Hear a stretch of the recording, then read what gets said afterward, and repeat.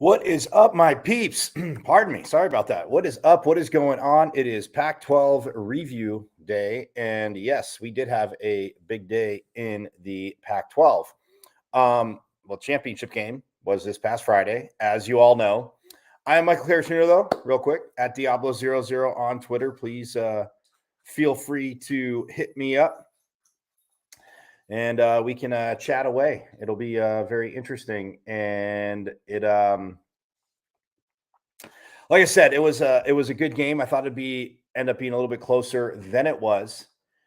That being said, it was a heck of a day, heck of a game. Obviously, Utah, Kyle Whittingham, his team did a heck of a job. USC, again, Caleb Williams got banged up. You saw the Iron Man mentality. It was a hamstring issue. If you watched the game, you know. If you didn't watch the game, again, you missed one heck of a game, to say the least. But yeah, I mean, a Pac-12 championship game. I mentioned on Friday how Utah was trying to be the first repeat Pac-12 champion since all the way back in 2010 when Oregon was the last team to do it and win back-to-back Pac-12 championships. So Utah does it. They beat USC, as we know, 47-24, pulling away in the end. I know a lot of people are already saying, it's one of those things where oh,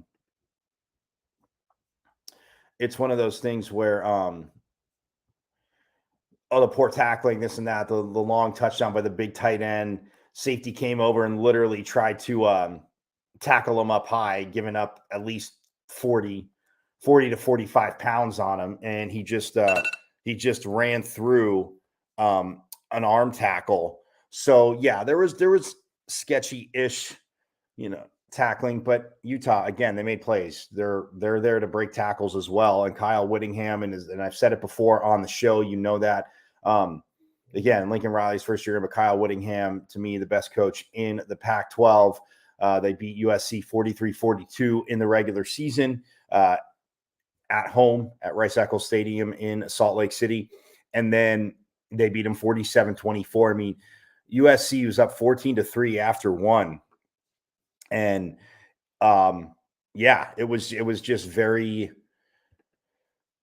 to me, almost a little not surprising that Utah obviously scored and got in the game. Just the fact that, and then Caleb Williams, barely could run. He had a huge long first down run on a touchdown drive that got USC within 3. So I literally,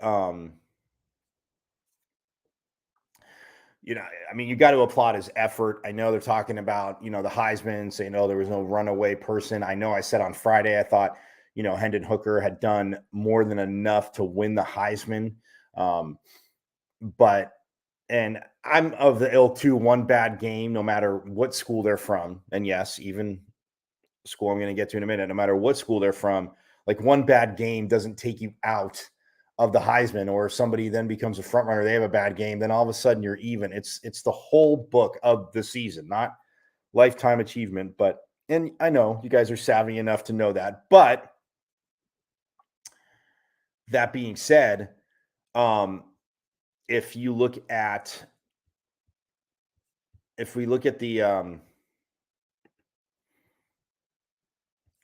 the rankings after this. So yeah, we're gonna get into it, but USC, in the Pac-12 Championship. They fell. It is a handoff. Running up the middle. I'm excited about the Pac-12 Championship still, as you know. That being said, but yeah, the college football playoff rankings came out. So both Georgia and Michigan won their, and again, I thought all 4 would win, but both Georgia and Michigan won the conference championships games. Georgia just controlled the game, absolutely blew out. I know Jaden Daniels went down, but still, now that he wasn't having a good year, it wasn't going to be a 20-point difference if Jaden Daniels stayed in. But Georgia beat LSU. Michigan controlled Purdue once they took the lead, I think, early in the second quarter. they took the lead and never really obviously relinquished it. They ran away with it. TCU was down to K-State and they came back and forced it to overtime and then went for it on 4th and goal. Sonny Dykes. And I love the call. I know a lot of people will be like, oh my gosh, you could have cost yourself a playoff. It wasn't going to cost them a playoff. They forced overtime. They came back from 11. They forced overtime. They didn't kick the field goal. And they went for the they went for it on 4th and goal, didn't get it, obviously. So when you look at what TCU did against K-State, again, they battled back during the season against K-State and beat them. They lose. And then SC loses to Utah. And this is how, of course, Ohio State slips in the back door. If getting to a conference championship, and I've said this from the beginning, not even being a Pac-12 homer. So hear me out on this. I've said this from the beginning. If conference championships aren't going to matter, right? Winning or going, you shouldn't be penalized for playing a 13th game, right? So the final college football rankings this whole time should have been after that last week because the top 4, and look, if somebody gets blown out, you could say, oh, something happens. What if their starting quarterback gets injured or somebody, big gets injured? Well, but USC in a loss to a Utah team who, let's be perfectly frank, and I've said this a million times, and I don't care if you want to call it homer because it's fact. Utah can punch anybody in the nation in the mouth. They can move the ball on anybody in the nation. They can stop anybody in the nation. And again, not every single drive. Yes. Would Georgia put up points against them? Sure. Would they put up points against Georgia? Would they punch that Georgia offensive line in the mouth? Would their offensive line also punch Georgia's defensive line? Sure. Do I say they would win every single game? No. But would it be a game? Yeah. With Kyle Whittingham coaching? Absolutely. So USC loses to Utah. They were number 4. They drop 6 spots. Alabama loses to an LSU team. Great. Last play of the game. Well, if you're so much better, you should have beat them. Alabama has no business being at 5 above Tennessee, first of all, who they did lose to. Don't care if it was in Tennessee. You get SEC fans, you get to speak. You always want to speak out of both sides of your mouth when it comes to your favorite team or your conference, if it helps your favorite team, obviously. Tennessee beat you heads up. Yes, Hendon Hooker went down. That is terrible, and that sucks. Absolutely sucks. 10-2. They're both 10-2, and Alabama is at 5. Alabama couldn't even beat LSU, who dropped another 3 spots to 17, who did lose to a 4-loss Texas A&M team. And Alabama struggled against A&M. And all of a sudden, SEC fans, well, I mean, A&M, their record, every excuse you can throw out there. You want to have Tennessee at 5? I'm cool with that. I'm very cool with Tennessee at 5. Losing to South Carolina was tough. Yeah, they stayed at number 19. Obviously, they didn't play. UCLA didn't play. They dropped a spot because, you got to put LSU in front of them, even though LSU has no business being in front of UCLA. Because if you don't think Chip Kelly would have moved the ball, if A&M did it, if you don't think UCLA would have moved the ball and thrown it all over LSU, you're outside your mind. I mean that in the nicest way possible, though, in a college football sense, because there's no way UCLA should be below LSU, nor should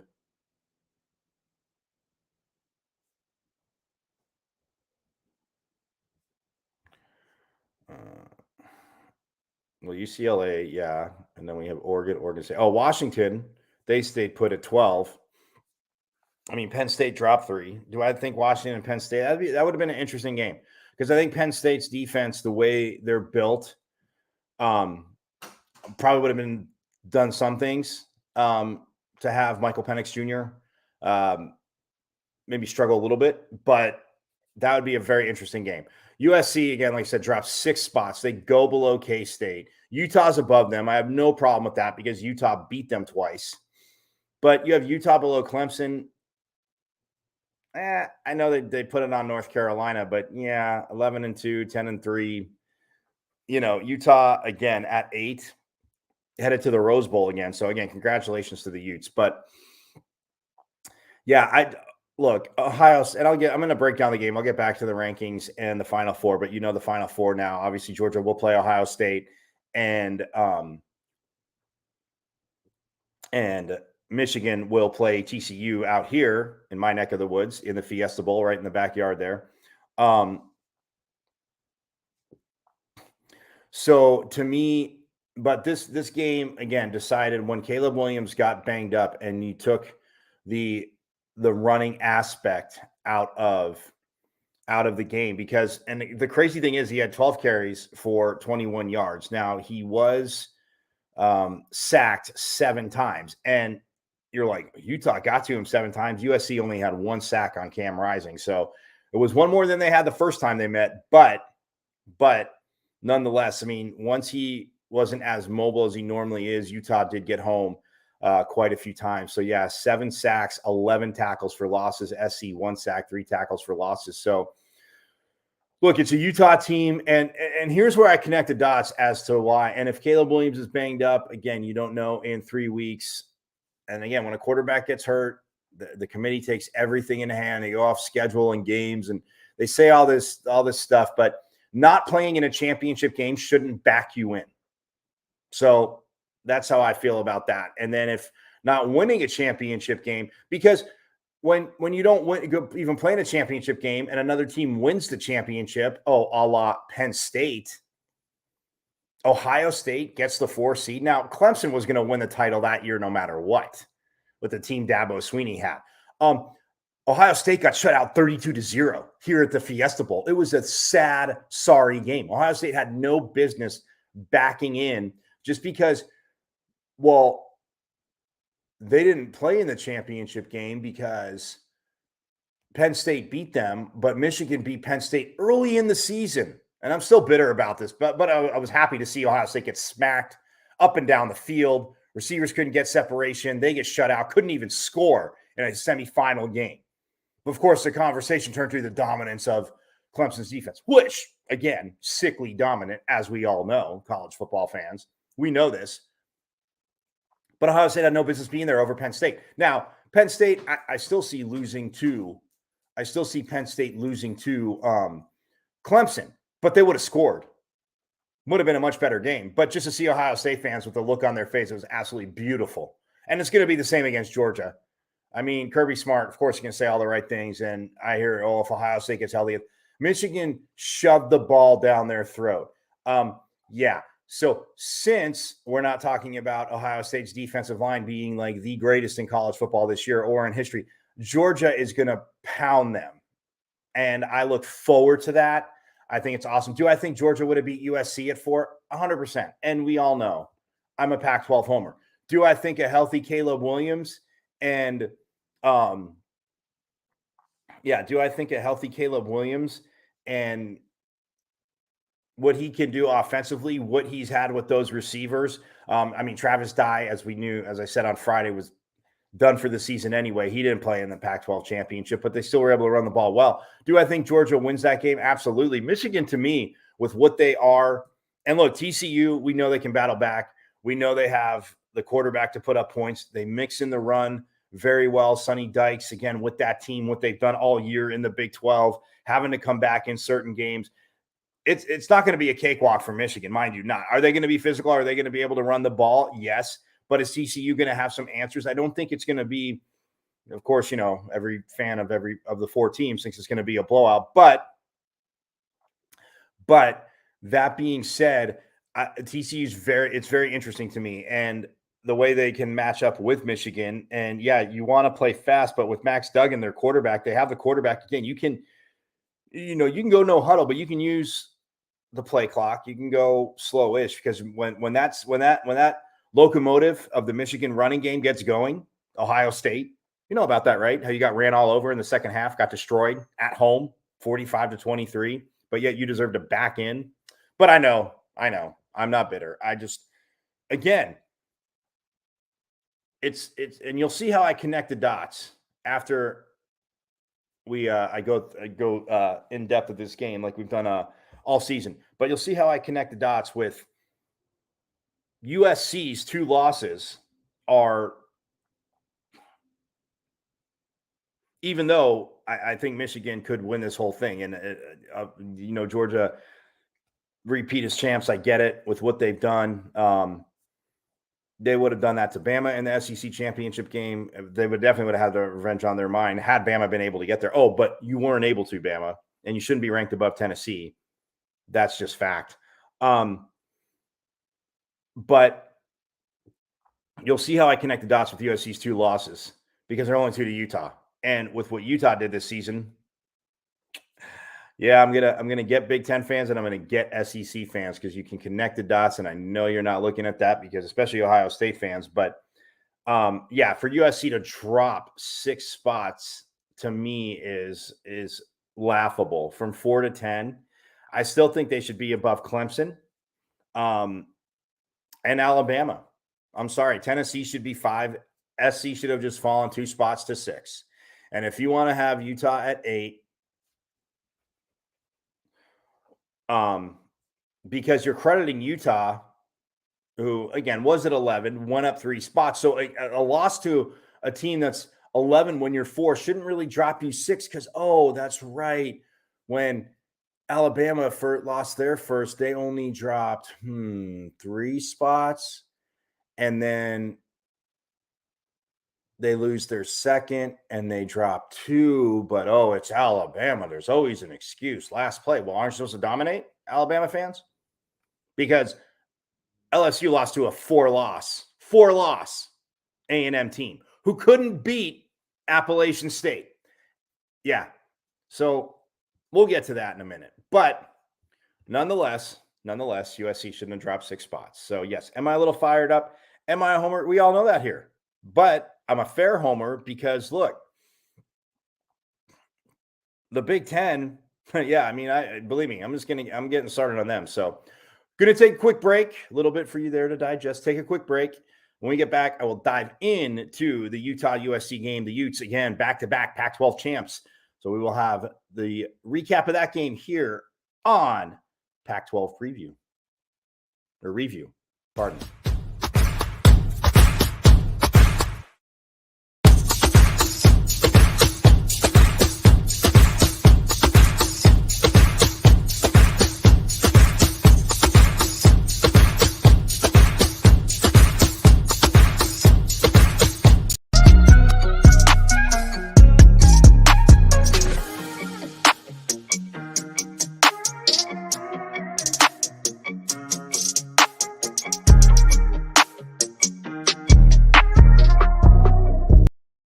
All right, back here on a Pac-12 review, not preview. It's not Friday. Before we get to the game, too, real quick, I want to obviously Colorado. I know a lot of you saw the big news yesterday. Hired Deion Sanders. He accepted the job at CU to become the 28th, as they let us know, head coach in Buffalo history.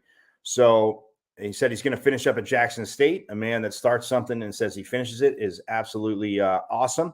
They're playing for a championship, an FCS championship in Atlanta. And what he's done at Mississippi. I'll get to this more on Friday because, again, they're with bowl games being released and all that good stuff and where the Pac-12 is going. We'll definitely preview bowl games. And hopefully I'm aiming to have an interview with a coach. We'll see what happens. But aiming for that on Friday. But Deion Sanders, again, all the people saying, he's ditching this or that. It's a Power 5 opportunity. He said he would take it. He's turned around Jackson State. They're playing for a championship. They have a very good chance to win it. And he's focused on that team. The press conference yesterday, of course, it's rounds people say it's about Deion. If you heard how he talked about the Colorado administration, the athletic director, everything. So, look, it's exciting for the Pac-12. Bon voyage to USC and UCLA after next season. Definitely want a USC in there this year because it's still good for the conference. So it goes on all the conference records and stuff. But, either way. But Deion Sanders comes in, the 28th head coach of Colorado, after the Sun Devils hire Kenny Dillingham. Now we'll see what the Cardinal, who are right there. Yep, there we go. Cardinal, sorry, are right there. We'll see what they do. And having to replace David Shaw, that's a phenomenal job. I mean, at Stanford, we saw what what David Shaw's done in his tenure. I mean, took over when Jim Harbaugh went to the NFL. He was an assistant. The right fit took over. The success Stanford in general had this year was a very tough year on him and with the program in general. But he stepped down. And people say, well, wow, why didn't he just get fired so he could collect? Look, David Shaw, whoever lands him as a coach, and maybe he becomes an assistant somewhere. I don't know. I don't know if he ends up. And maybe he's finally going to the NFL. I've seen him on the NFL draft show. So we'll get to that on Friday. Again, Kenny Dillingham, like I said, hired at ASU, Arizona native, Sun Devil alum. And, man, he was at the ASU Hoops game last night against Stanford, which the Sun Devils won, forks up. But just addressing the crowd and stuff like that, the energy and everything. So, yeah, you can have energy and win a press conference, and people want to see results on the field. But with Kenny Dillingham, the offense they had at Oregon, and what he's done just in general in offenses, it is exciting time. So again, new coaches in the Pac-12. We'll see who Stanford hires, but again, still a premier job in my humble opinion, just because obviously the university, the facilities, everything, the location, makes it a pretty awesome job to have. But the game, the Pac-12 Championship game, which Utah won on Friday night over the Trojans. Like I said earlier, 47-24. Again, Michael Cartenuto, real quick, you see me here at Diablo00. So glad to be here on Sideline Sports, bringing this to you. And, it's December, so everybody gearing up for the holidays. It actually rained in Arizona for like a day and a half. I mean, now it wasn't hard rain, so for those of you watching elsewhere, believe me, I'm not like saying, oh, it's like rain. It came down steadily, and there were some flashes of spots, but yeah, I mean, it was overcast for a day and a half. It's still overcast now, which is interesting, but nonetheless, so glad to be here on Sideline Sports as we get bringing Pac-12 review to you. But yeah, so the Pac-12 championship game Friday night, the Utes win 47-24 over the Trojans. And look, Cam Rising, unbelievable. 22 of 34. Well, I won't say unbelievable, just his normal self, which is very, very solid within what Utah wants to do, within what they can do. But he was 22 of 34, 310 yards, 3 touchdowns, no picks. So they threw for 310. They ran 34 pass plays. They ran 35 running plays. So, yes, equal. You talk about balance and toughness, and that's Kyle Whittingham. Rushing the ball, Jaquindon Jackson. Mr. Jackson, 13 carries, 105 yards, 8.1 per carry, 2 rushing touchdowns. Micah Bernard had 11 carries for 88 yards, 8 yards a carry, and 1 rushing touchdown. Rising had 8 carries for 18 yards.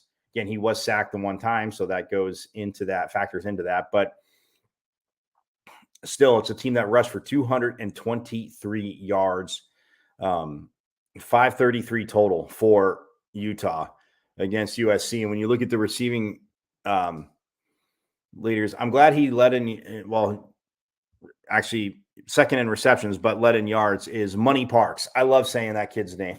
And I'm sure he gets that a lot, yes. But Money Parks, 4 catches for 88 yards, 22 per reception, 1 of the 3 Cam Rising touchdowns went to him. Thomas Yasmin had 2 catches for 81 yards, 40.5 per reception. Yeah, that's a hell of a day. And the other receiving touchdown. And Jalen Dixon had 6 for 55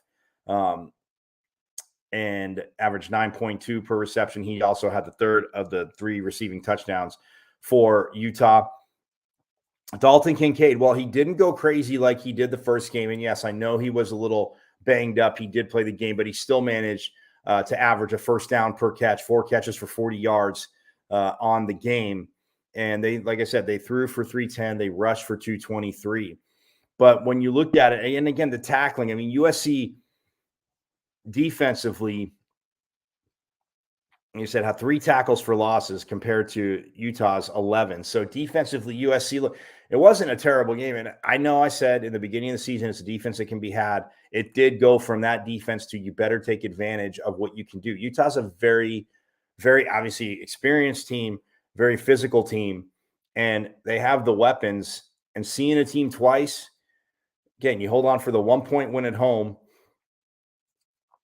but the fact that USC again couldn't get more pressure on Rising and end up with more sacks, again, very tough to say the least. That being said, it's one of those things where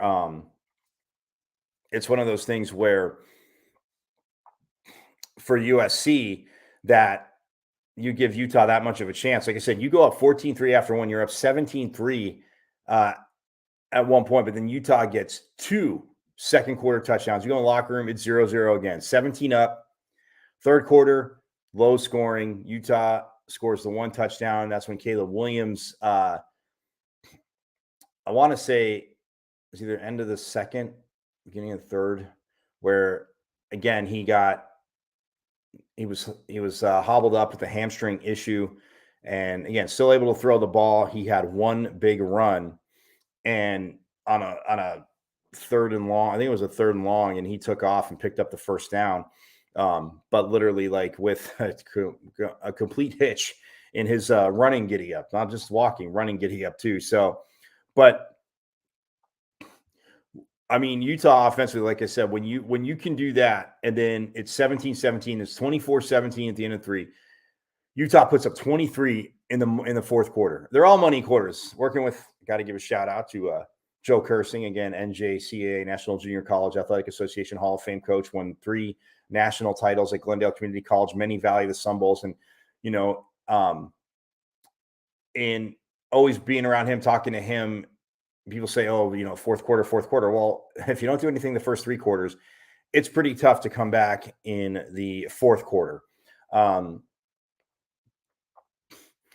That being said, Utah, money quarter, finishing the finish line, they put up 23, USC able to get 7. That 7 was big, though, because it put them within 3. But then after that, Utah, man, they just ran away with it. Kyle Whittingham, again, his staff, his team.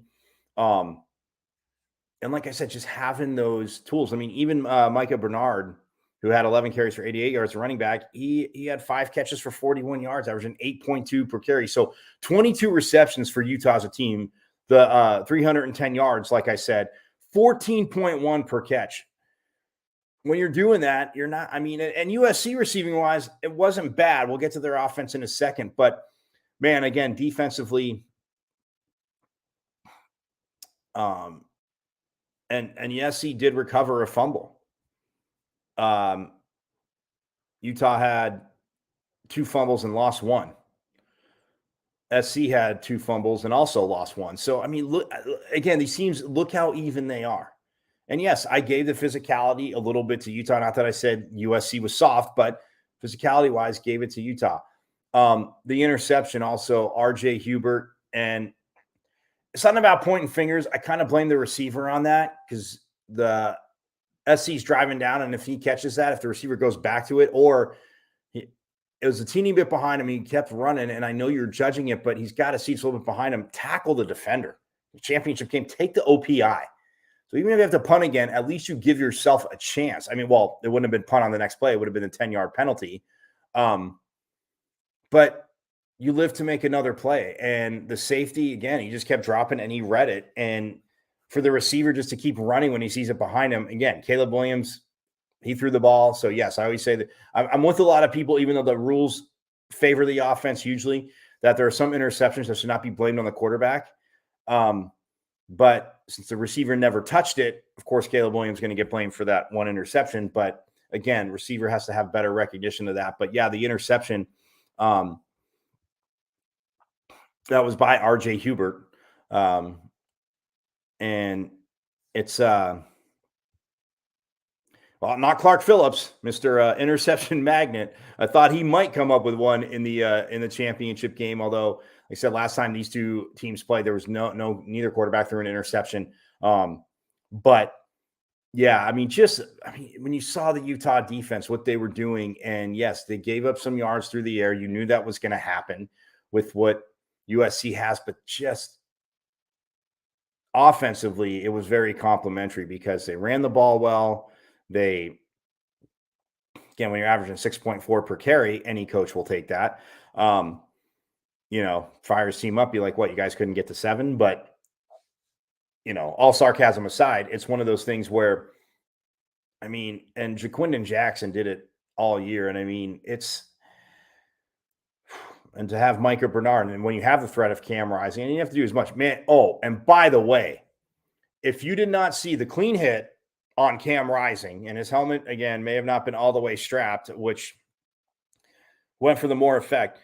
And it initially got called targeting because his helmet flew off, and I get the optics look bad. It wasn't targeting. Cam Rising was running. He jumped over, not a hurdle, but like he got a block. They went down to the ground. He jumped over his teammate and the USC defender, and then he landed on the ground, took another few steps. Linebacker came in, lowered his shoulder pad into Rising shoulder pads, hit him with that momentum so hard. Rising went down. He was okay, but his helmet flew off. If you have not seen that hit as a defensive player, and again, I never root for anybody to get hurt. It was a clean hit. It wasn't called targeting once they reviewed it, nor should it have been.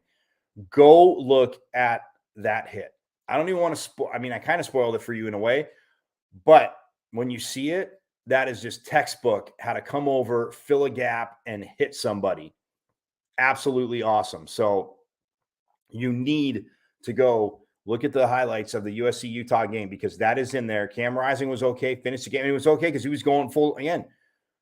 You always hear coaches say a million times, when you're not going full speed, especially like if it happens in practice, not that you're not going full speed in a game, but if you kind of let up and you're not going, that's when injuries happen. Both guys were all right. People say, well, the defender, I mean, again, there have been hits that sometimes defenders have made and they've gotten hurt on their own hits. So, and again, head wasn't down. Just go look at the hit. I promise you, textbook hit. You will be like, holy wow. I mean, everybody in Allegiant Stadium in Vegas, I mean, collectively, no matter what team, it would just, you could hear and his helmet went flying off. He had to go out for one play because his helmet came off. But again, it wasn't a targeting hit, and just go look at it. But yeah, so Utah defensively, we'll get to the USC offense. I already mentioned that they had 7 sacks, and that is absolutely huge.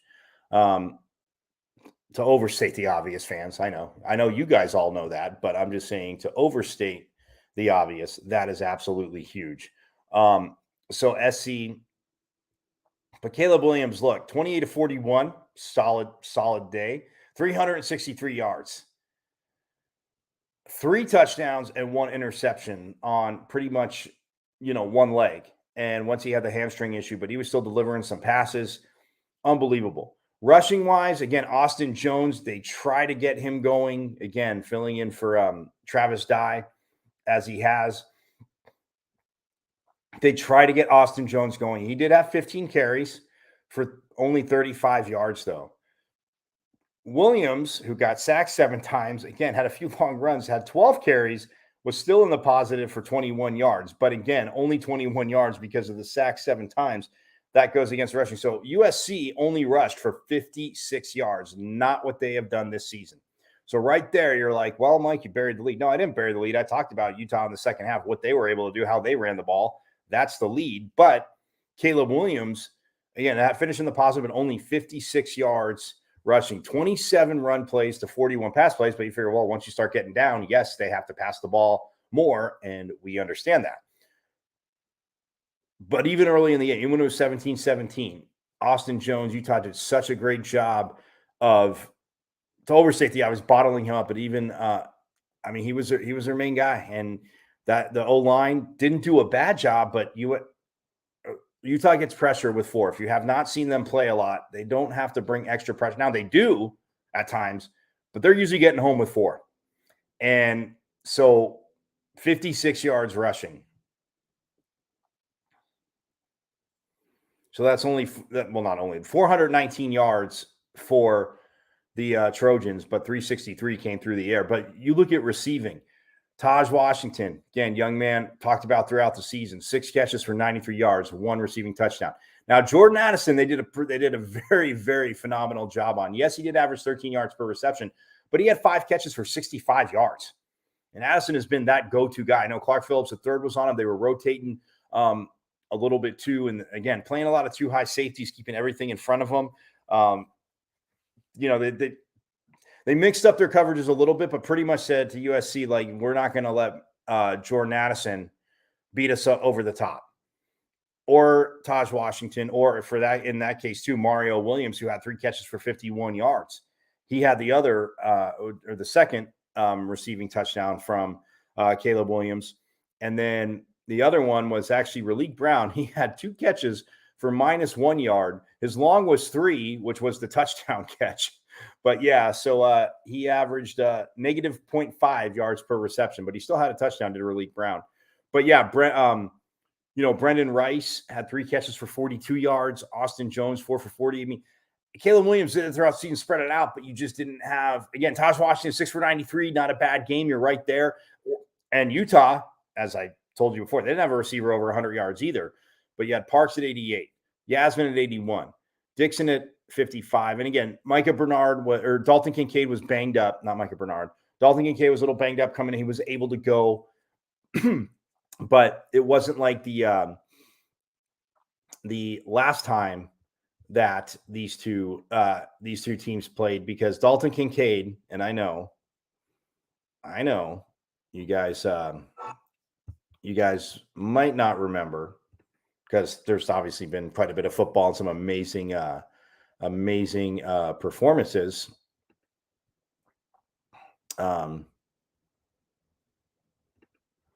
In that time, but Dalton Kincaid, last time they played, he had just a mere 16 receptions for 234 yards, kids.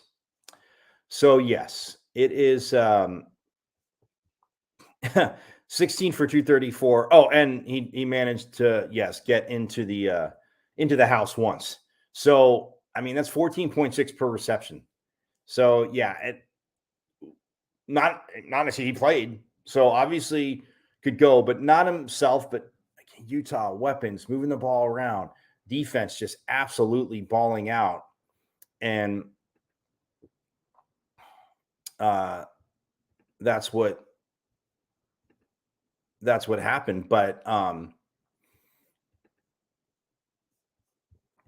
for Utah, so when we look at it, to me, it's just when you have guys like that you can spread it around to. I said Money Park stepped up and he had that 57-yarder. And the crazy thing is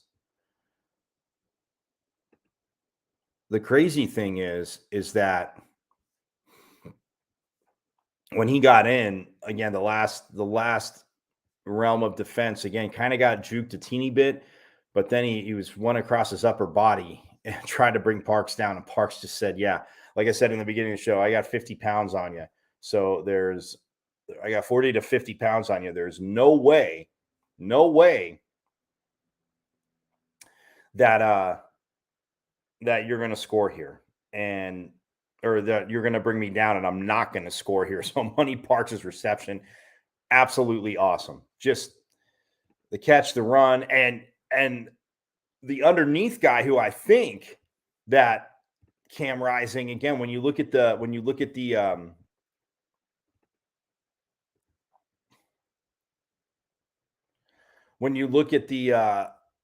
route tree, Cam Rising, it was a beautiful play action. He rolled out to his left, so going against the grain there for a right-handed quarterback. But the underneath guy in USC covered that. I mean, the linebacker jumped that right away and was right there with him. Would have been a tough throw, but then the deeper route behind him, and that's when Rising hit Money Parks, and he just took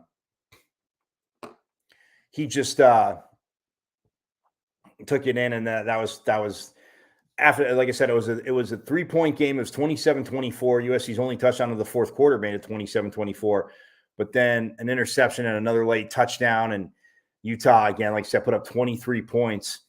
But again, shouting out the Utah defense with 11 sacks. And Muhammad Diabate had 3. Sione Vaki had 1. Lander Barton had a half a sack. Gabe Reed had another 3. Connor O'Toole had 1.5. Simonte Pepa had 1, and then Miki Sug Taraga had 1 as well. So, oh no, those are tackles for losses. Sorry, those are tackles for losses. Those are the 11 tackles for losses. The 7 sacks. Well, Diabate had 2. Reed had 2 as well. Connor O'Toole had 1, and Sugu Turaga had 1, and Peppa had 1. So all the guys that had sacks also had tackles for losses too. And it's when you do that defensively, you're playing behind the sticks. We talked about it all year. You guys know this. We're all bright. You're all bright enough to know that you're playing behind the sticks all year. It is one of those things that we've talked about all year. You're playing behind the sticks that much, even with a talented offense, that is very tough to overcome. And yes, a few of those happen on third down. You're punting. Maybe you get, I think only, I want to say 2, like at least twice, 3 times, because I know, and watching the game and taking notes, getting knocked out of field goal range early on, you'd think I'd put that down, but they got knocked out of field goal range a few times, and it's just, again, you get off to a great lead. And look, if Caleb Williams' hamstring, and again, I'm not making an excuse for USC because it's the whole, we all talk about it. I mean, to say that the committee doesn't talk about, oh, well, if a team loses and then they lose their starting quarterback, a la Tennessee, if Tennessee didn't lose to South Carolina, they're the 4th team in right now, which, again, hey, hats off to South Carolina. You play the game, and that's when Hendon Hooker got hurt. So even if you're not that, again, backups do get snaps in practice, but especially in college with only having 22 hours that you can be with the team on the field per NCAA guidelines, which is fine. But again, your backup quarterback, when you're coming in cold, yeah, there's some things he'll be able to do, but to overstate the obvious for everybody, yes, that makes a big difference if you get at least a week's worth of first team snaps and game plan stuff like that. So bummed for Tennessee in a way, and yeah, about the only SEC team I'd be bummed for, because they beat South Carolina. They are that 4th team in right now, which I would have been much happier with Georgia, Tennessee than seeing Ohio State back in after getting boat raced by Michigan and just run all over. So, yeah, but look, hats off to Utah. Again, Kyle Whittingham, I mean, a phenomenal job that him and his staff have done. I mean, you win 47-24. You put up 80 total points on USC this season in 2 games. Granted, SC put up 66 on you, but you get wins both times, and they are back-to-back Pac-12 champs. They are headed to the Rose Bowl, which is awesome to see. So I'm gonna step aside real quick, circle back to the final rankings. I'll let you know before we get out of here where Pac-12 teams are going for bowl games, because obviously the New Year's Six and stuff, that's all set. With the obviously the final rankings coming in yesterday. But step aside real quick. When we get back, I'll wrap the show up with that. And again, tweet at me if you have anything. Again, any questions, Ohio State fans, I know you're going to love me at this. So please, you see my Twitter. I'm not hard to find. Like my brother Eric Wilson says, I'm not a hard man to find. So tweet at me, and but we'll step aside real quick and then talk about the Final Four and the rankings, the bowl matchups, and we'll wrap the show up.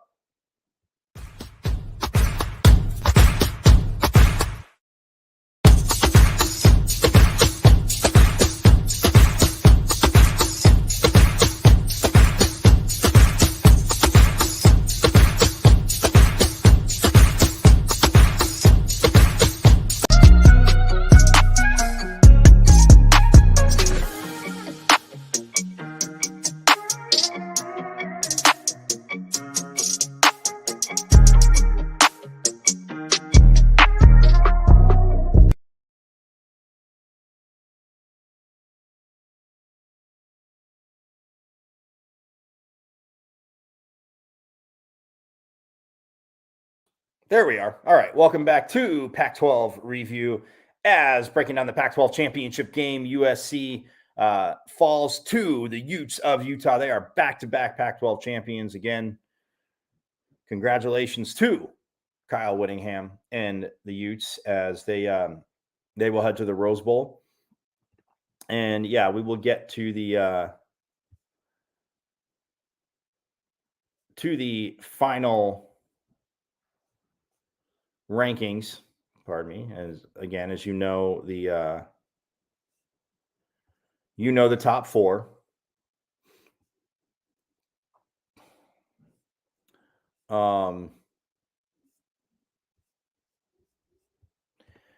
Georgia at 1, Michigan at 2, TCU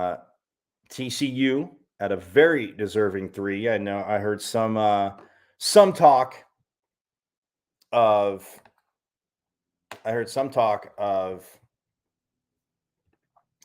Ohio State should have went up to 3 for not playing. Look, you're already back in. That frustrated me in and of itself, because if you're just going off of wins, and that TCU's one loss much closer than the beatdown they took it home to Michigan, which is so beautiful. And Michigan will do it to them again if they see them.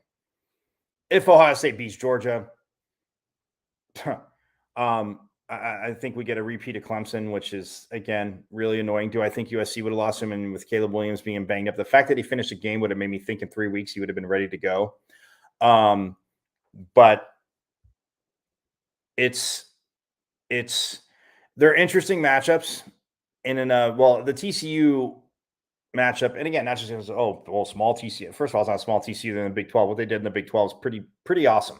They had to come back a few times. They boat raced some teams, but yeah, that being said, TCU at number 3, I'm totally good with that. I would have been good with Michigan at number 1 too. And again, I'm not slighting Georgia, but looking at opponents, I mean, again, Purdue kept it close for a little bit. Purdue did a heck of a job, but it was just kind of like process of elimination, which the season is process of elimination. I know it sounds contradictory, but as to how they ended up in the championship game on the Big Ten West side because of just the chaos and the madness. And again, the conference, again, not like outside of Michigan, Ohio State, Penn State, really, again, and not much there, in my opinion, because of the season they had. And I did forget to mention the final standings in the we need to get to that. But if we look at the Big Ten this year, okay, this is what cracks me up. This is my first thing, is why Ohio State doesn't belong. Okay, Michigan 9-0 in conference play. We know about that. Ohio State 8-1, lost to Michigan. Penn State 7-2, lost to their only 2 losses to Michigan and Ohio State. Maryland 4-5 in conference. Michigan State 3-6. Indiana 2-7. Rutgers, sorry, my wonderful great home state in New Jersey, but 1-8. Then you look at that was the Big Ten East. The Big Ten West, Purdue 6-3 in conference. Illinois ran the ball phenomenally well, but they were 5-4 in conference. Iowa 5-4, Minnesota 5-4. You get Wisconsin at 4-5. The Cornhuskers at 3-6, and then Northwestern at 1-8. So, Big Ten fans or Ohio State fans, this is why Ohio State, again, yeah, you played Penn State and Michigan boated you. I never get tired of saying that. Michigan boated you. Penn State, 3.5 quarters was close. 3 quarters was a close game in the fourth quarter. I give Ohio State the props in Happy Valley. They pulled away in the end. I give you your props on that. But let's see. Wisconsin, in the West, yeah.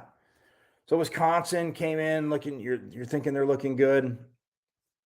Well, when we look at the Big Ten and what they did against Pac-12. What did the Big Ten do against the Pac-12? Yes, what did the Big Ten do against the Pac-12? You ask yourselves that. I was asking myself that during the unveiling of the the 4 teams, right? So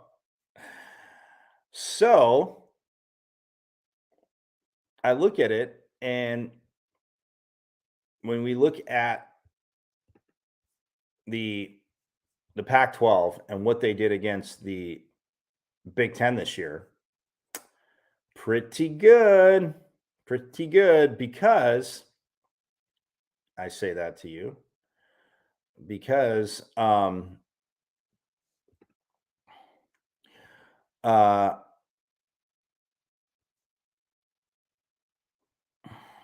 opening week there was no Pac-12 Big Ten matchup. Yeah, so week 1, okay, not there. But in week 2, my friends, Washington State went to Madison. Oh, and beat Wisconsin. But yes, Ohio State fans, oh, well, they're not that good. Well, what are you going to do? Go ahead, talk out of both sides of your mouth because I'm getting to connecting the dots. So Washington State beats Wisconsin 17-14.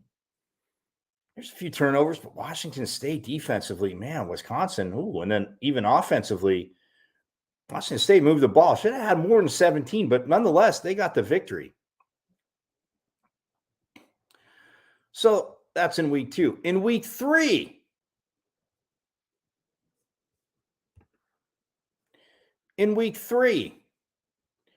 Michigan State, who was supposed to be so good. Oh, I know. It was a road game, Big Ten fans. Let's make more excuses. Washington, who Michigan State was 11 at the time.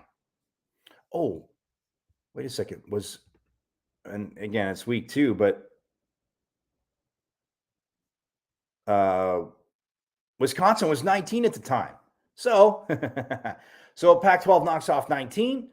Oh, and then Pac-12 knocks off 11 as Washington controlled the game, put up 39. Michael Penix Jr., 397 yards starting his campaign. Whoo! So another Big Ten team that gets smacked by the Pac-12. So Michigan State. Oh, well, they're not that good. Okay, well, there's 2 teams now that aren't that good, right? And I hats off. I'm not going to skip this one.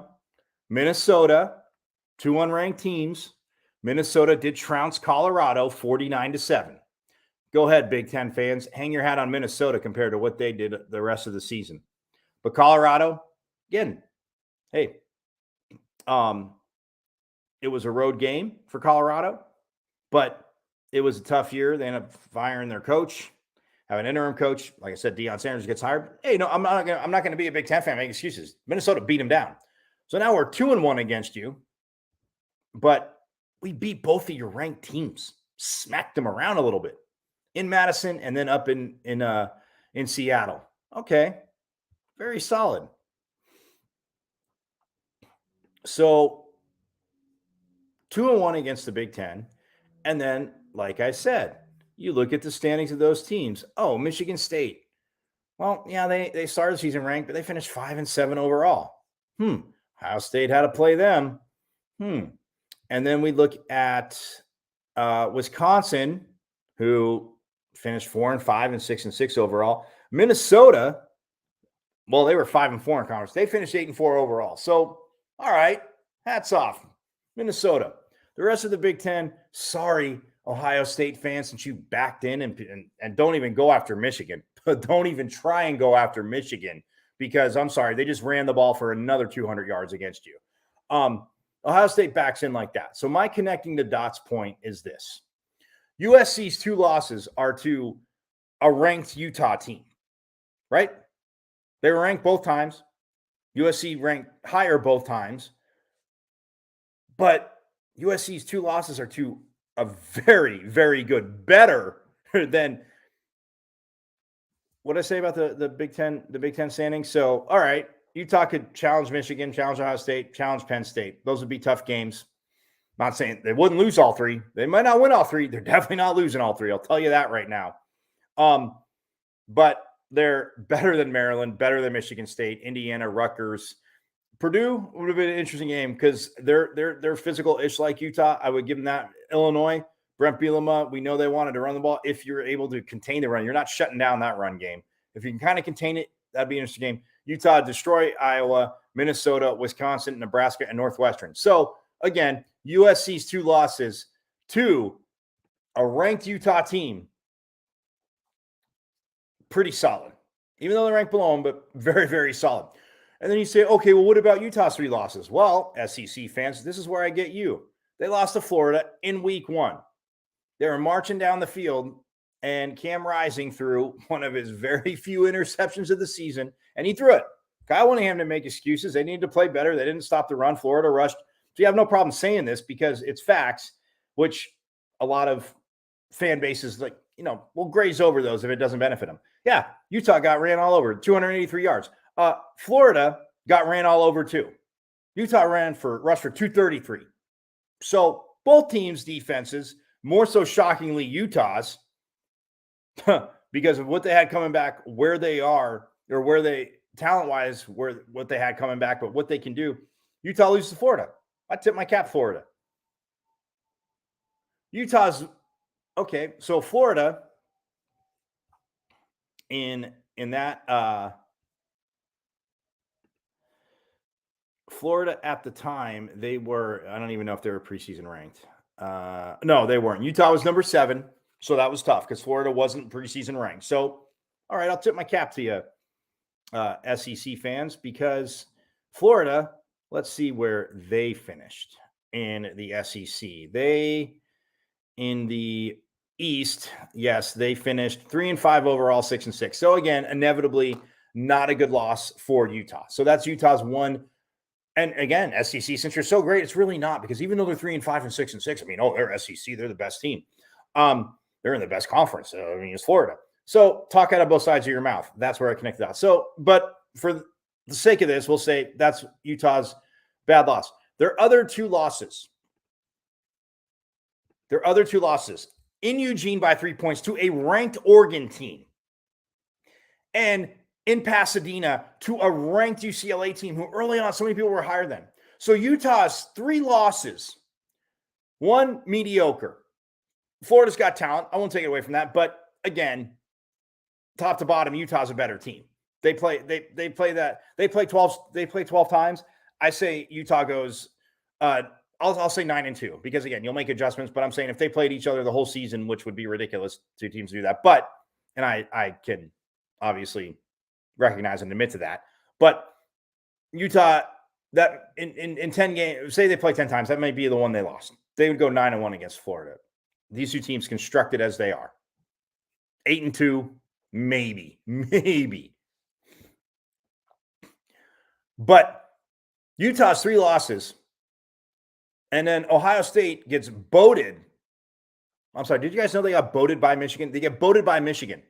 And then they don't play in a championship game, but of course they get rewarded. Overall schedule and talent. Like, no. If anything, and it pains me to say this too, Alabama, people say, they weren't going to jump them, this and that. Alabama lost to and again, losing to LSU, who lost to A&M. You're done. Connecting dots. A&M couldn't even beat Appalachian State at home. So you're done. You're done. Anybody that you played, even if you beat A&M, anyone you played deserves to lose to them or deserves not to go. But I could see USC still being there, and it's not even being a homer, because of their 2 losses are just to Utah, and their 3 losses are insane. Absolutely insane. To, again, 3 points on the road in Eugene, Oregon trying to come off not losing 2 in a row. Madness. Absolute madness. So, look,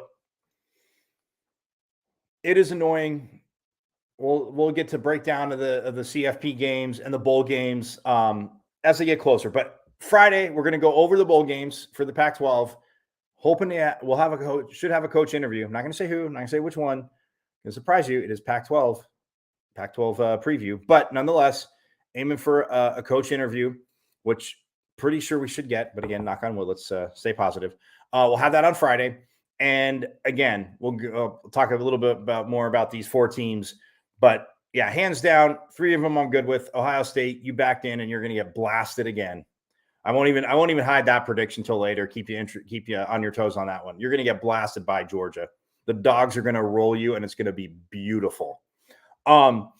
But yeah, going to get out of here. I want to thank everybody on Sideline Sports again. I am Michael Caratanito at Diablos00 on Twitter. Hit me up again. But yeah, enjoy Monday Night Football tonight. Hope you enjoyed championship weekend, first and foremost. And well, lastly, but first and foremost, just so that, hope you enjoyed conference championship weekend. Going to get out of here. I will see you on Friday, same time, same bat place, same bat channel. And yeah, thanks to my brother Eric Wilson. And I'll actually see you tonight on the Sports Arena, 10 o'clock Eastern time. So join us here on Sideline Sports for the Sports Arena. And as I always like to end it with, forks up.